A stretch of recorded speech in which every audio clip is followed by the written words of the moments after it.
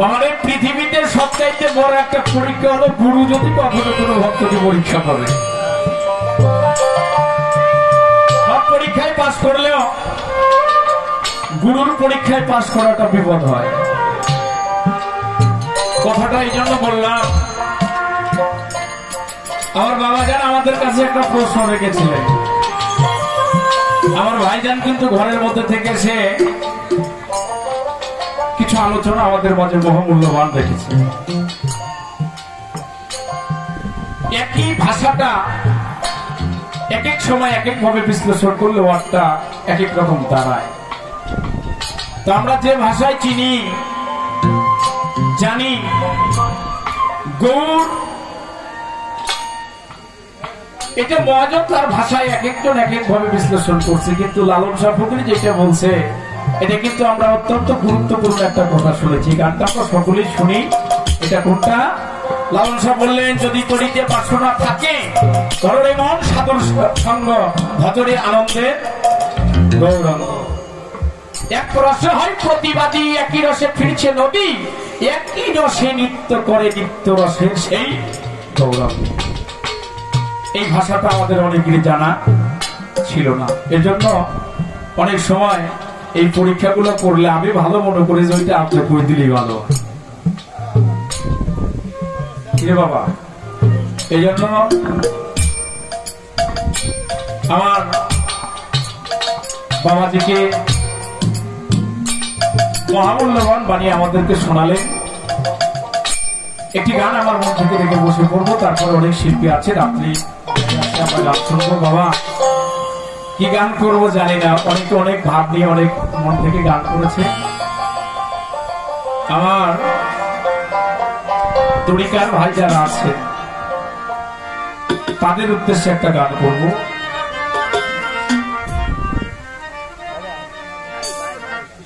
আমার খালেক সরকার একটা গান করছে, আপনাদের মনে আছে কিনা? জন্মে জন্মে হয়ে গুরু, দাসী হব আমি আমি, গোলামের গোলাম তোমার, এইটা লেখা দিও।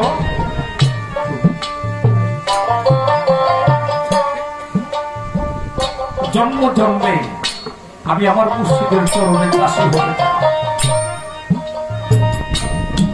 আমার সুমন সরকার গান করেছেন, সে যে ভাবের উপর ভাব দেখাবে, হঠাৎ করে চলে যাবে, তালাশ করে আর পাবি না রে তোরা, যে পুড়েছে আমার গুরু প্রেমে পুরা। গুরু প্রেমে পুরা মানুষ পুরা হয় নাই বাবা, তাই তো গুরু কথা কইলে নয়ন বাড়ি ধরে না, পুরা হয় নাই। আমার বাবা একটা কথা বলছে, আনন্দের গৌরঙ্গ হবো মা, যার মায়ের ভজন হয় নাই আর গুরু ভজন হয়। বাবা এই জগতের মধ্যে তো কত ভালোবাসার মানুষ, পিতা মাতা, আমার মুর্শিদ, যারা এই সম্পদটা হারায় ফেলাইছে তারা কারে ভজব? অনেকে জন্ম নিয়ে পৃথিবীতে আসছে, গর্বে থাকতো, পৃথিবীতে আসার পরেই মানে পাই নাই, এমন সন্তান আছে না? এই ধরাধামে সে এই আনন্দের গৌরঙ্গ করে ভোজার মতো আজকে 2টা দিন এই চরে এসে যে আমার সাজানবার বাড়িতে আমি একটা মানুষকে দেখলাম এখনো ঠিক আগের মতো হাঁটা চলাফেরা। আমার দাদি, আমার ফকির আবুল চাঁদের, যিনি আনন্দের গৌরঙ্গ, তার মা, যে মানুষটা সন্তানের সর্বদাই সবসময় ভালো কামনা করে। বাবা গুরু প্রেম তেরা করেছে আমার বাবা, আজকে সেই মানুষ যদি চলে যায় আর থাকবে আমার প্রাণবন্ধু। আজকে মধুর বৃন্দাবনে আমার আবুল চাঁদ বসে আছে, বৃন্দাবনের কৃষ্ণ ভক্তের কাছে মুর্শিদ স্বরূপ। সে বৃন্দাবনে যদি কখনো কৃষ্ণ না থাকে, বৃন্দাবনটা শূন্য হয়ে যায় না।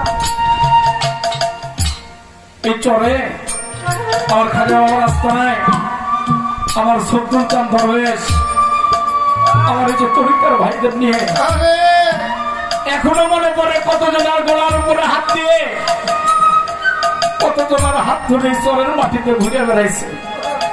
আর আমার বাবা নিয়ে আসন দিত, আসনের মধ্যে বসত, দরবারে গিয়ে বসতো, আমার জিন্দা ভাইয়ের বাড়িতে যায় বসতো।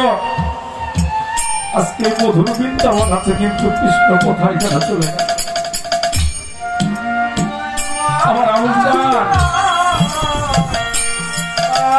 এই শত ভক্তদের মধ্যে কাউকে নাও কাউ খুঁজে বৃন্দাবনে তো কত গোপী দেখি, কত ভক্ত আমার, কিন্তু আমার কৃষ্ণ যেন কোথায় চলে গেল। বৃন্দাবনে আমি আমার কত সখী দেখি, আমি খাবার চাইলে আমার খাবারের অভাব নাই, আমার সেবা করার মানুষের অভাব নাই, কিন্তু আমি যে কৃষ্ণের পূজা করতাম, ভজনা করতাম, আমার শত্রু চান আমার আমার আইনাল চান কোথায় চলে গেল, আমার মুর্শিদ চান কোথায় চলে গেল। এই বৃন্দাবনের কৃষ্ণ হারা বৃন্দাবন আমার আবুল চান্দের কাছে। কথাটা এই জন্য বললাম, কারণ গুরু ভক্তের সম্পর্কটা একজনের সম্পর্ক দিয়ে হয় না বাবা, মুড়িদের সম্পর্ক হতে পারে। বাউল কবি নূর মেহেদি আব্দুর রহমান বাবা একটা গানের মধ্যে বলেছেন, তোরা লাগে যেন চিনি চিনি, তুই কিছু হবি ওখানে পাই, তোরা লাগে যেন চিনি চিনি, কিছু তুই হবি নিশ্চয় না জানি। আগের দেখা তোর সাথে আমার হয়েছিল, কেন তোরে দেখলে আমার এত আপন মনে হয়, লাগে যেন এক জায়গাতেই ছিলাম পরস্পর। আমারও হয়েছে দেখা, আমার অনেক পৃথিবীতে এত মানুষ, এত সুন্দর চেহারার মানুষ দেখি, কাউকে দেখে প্রেম হয় না, কিন্তু আমার আবুল চন্দ্রের রূপ দেখে, আমার শত্রু চন্দ্রের রূপ দেখে পাগল হয়ে গেলাম। আর অন্য কোন রূপ ভালো লাগে না। আমার তরিকার ভাই যারা আছে, আমি তাদের জন্য কথাগুলো বললাম। আমি জন্মন্তরে আমার আবুল চন্দ্রের, আমার শত্রু চন্দ্রের, আমার মুর্শিদ চন্দ্রের, আমার কথা চন্দ্রের, আমার সাত্তার চন্দ্রের দাসী হতে চাই। কিন্তু আমার প্রাণ বন্ধু দেশে গেল, আর কি কখন আমার বন্ধুর সঙ্গে আমার দেখা হবে? আর কি আমার প্রাণ বন্ধু আমার কাছে আসবে আমার সাধারণ বছরে?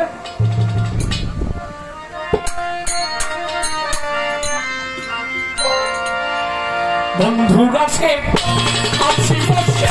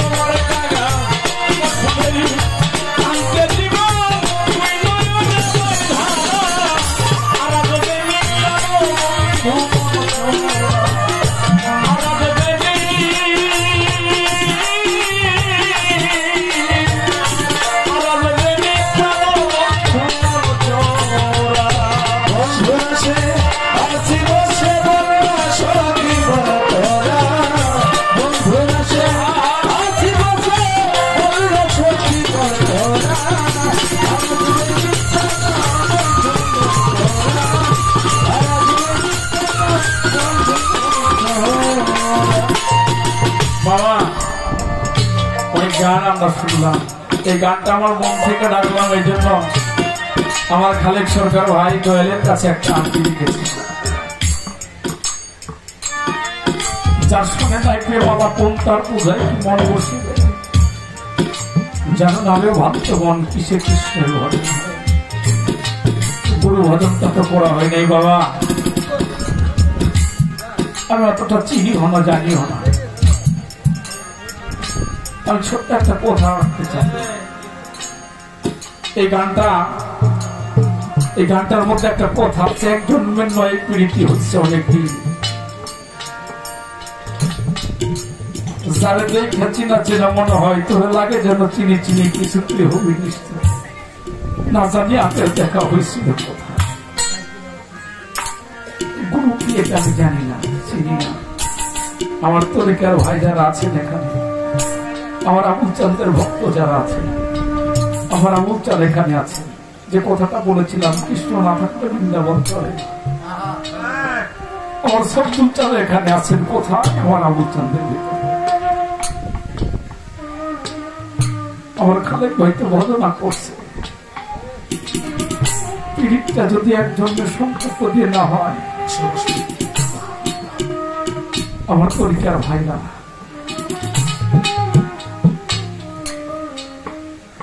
আমি একটা কথা জানি,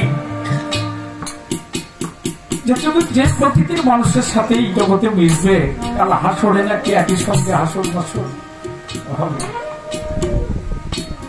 আমার আবুল চাঁদের ভক্ত যারা 2-4 দিন হলো তার সাথে থাকছিল বাবা, এখনো থাকার চেষ্টা করি, পারি না। আমি আমার ব্যক্তিগত কথাটা বলছি,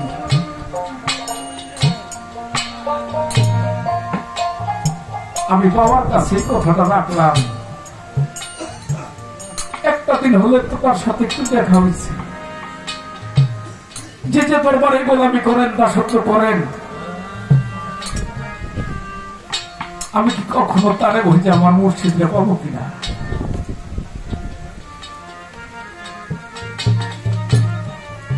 কারণ যে রূপ দেখলে প্রেম হয়, ওই রূপের ভজনা করলে কিছু না কিছু পাওয়া।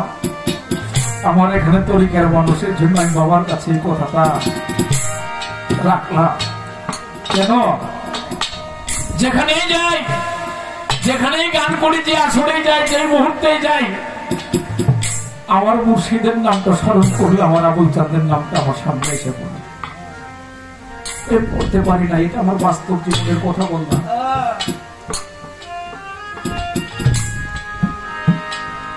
আমরা কাঙাল ভক্ত যারা, আমার আবুল চাঁদের ভজনা করি, আমি মালিকের দেখা পাবো কিনা, দোয়েলের ভজনা করা হবে কিনা। মহাজন গান লেগেছে, তোমার সাথে প্রেম করি আমার পুরাণ ভরে নাই, আমি আগে নালিশ করে রাখি আবার যেন তোমার দেখা পাই। তোমায় নিয়ে জীবনে কত মধুর মনে, কত সুখের নিশি জাগিয়ে, কত রাত্রি আমার সবদুর চান আমার আবুল চাঁদ নিয়ে কাটাইছি। আমার খালেক ভাই, আমার অলিত ভাই, আমার তরিকার ভাই যারা আছেন, কত রাত কত রজনী এইভাবে একটা মাহফিলের মধ্যে কাটিয়ে দিয়েছে।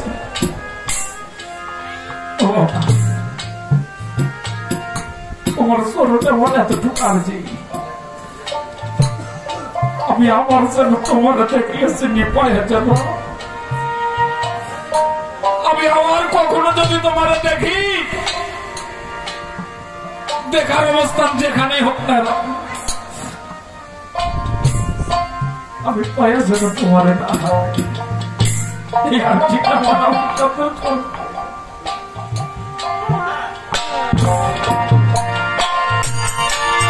দুঃখের ডালি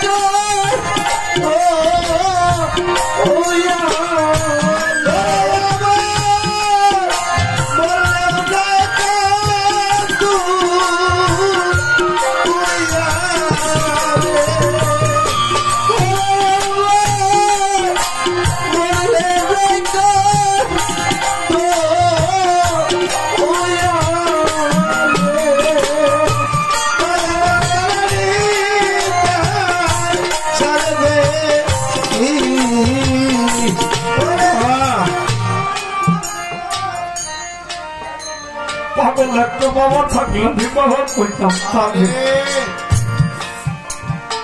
বাবা যদি পাগল হয়তো হতো বাবা হয়। এই যে আমার সাজান ভাই, গত রাত্রে তার এখানে ছিলাম। আমার সাজান বাবা দাদার বাড়ি থেকে সোজা নদীর কিনারের দিকে চাইলে একটা জায়গা দেখা যায়, একটা পুরান ভিটা। আমার বাবা একটা কথা বলছে প্রথমে, আপনাদের মনে আছে কিনা, আমি দেশের শিল্পী না, আমি এলাকার সন্তান, কারো ছেলে কারো ভাতিজা।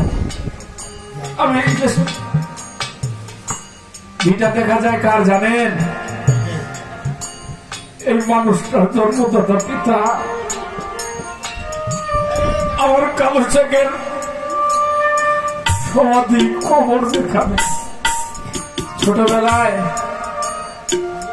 এতিম হয়েছে।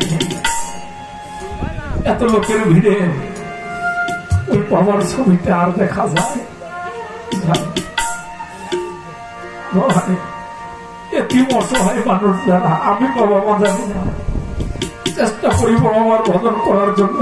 আমি এই আর্জিটা এই জন্য রাখলাম, পিতা মাতা আত্মীয় স্বজন সমস্ত সবকিছু ত্যাগ করে একরকম আজকে এতটা বছর আমার আবুল চাঁদের চরণে এসে পড়ে আছি। পিতা মাতার ভালোবাসা সন্তানের সাথে সম্পর্ক একটা আলাদা বিষয়।